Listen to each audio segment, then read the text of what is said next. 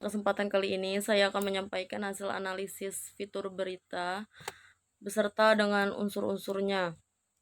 Saya menganalisis salah satu berita yang berasal dari sebuah platform online yaitu detik.com. Jenis fitur berita tersebut itu menggunakan fitur sidebar karena di dalam berita tersebut itu terdapat fitur yang dibuat untuk mendampingi dan melengkapi.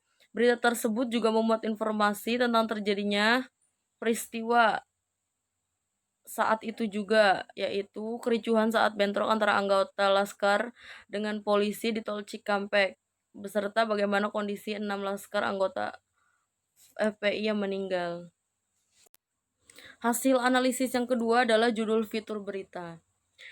Judul fitur berita ini adalah FPI beberkan kondisi jenazah 6 Laskar yang tewas ditembak. Menurut saya, berita ini menggunakan judul fitur titik pandang isi, di mana judul berita ini menggunakan sudut pandang FPI dari seluruh informasi tulisan sebagai pengungkap dan penjelas sekaligus sebagai umpan yang tepat untuk menarik si pembaca.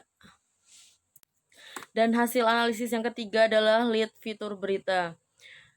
Dalam tulisan lead berita tersebut menggunakan jenis lead ringkasan, di mana pada awal kalimat menggunakan sebuah fakta berupa kesimpulan dari seluruh isi rangkaian peristiwa atau kejadian tersebut. Dikutip dari berita tersebut, yaitu 6 jenazah Laskar Khusus Pengawal Habib Rizik Syihab yang tewas dalam baku tembak dengan polisi di Jalan Tol Jakarta Cikampek telah dikembalikan ke pihak keluarga usai diotopsi di Rumah Sakit Polri. Front Pembela Islam atau FPI membeberkan kondisi jenazah tersebut. Yang keempat, saya akan menganalisis tubuh atau body fitur berita. Menurut saya, isi berita tersebut sudah menggunakan penyusunan paragraf yang sesuai. Jadi di setiap paragraf yang ditulisnya itu berhubungan satu sama lain dengan paragraf yang lainnya. Paragraf pertama menjelaskan bahwa adanya luka tembak di bagian depan, dada, dan tubuh di bagian belakang anggota Laskar FPI. Paragraf kedua menjelaskan bagaimana peristiwa penembakan itu terjadi. Isi paragraf kedua ini adalah pengawalan polisi terhadap Habib Rizik untuk diperiksa oleh pihak Polda Metro Jaya. Namun upaya pengawalan tersebut membuat Laskar anggota FPI melakukan perlawanan. Dan paragraf yang terakhir itu menjelaskan tentang bagaimana kelanjutan ke-6 jenazah tersebut.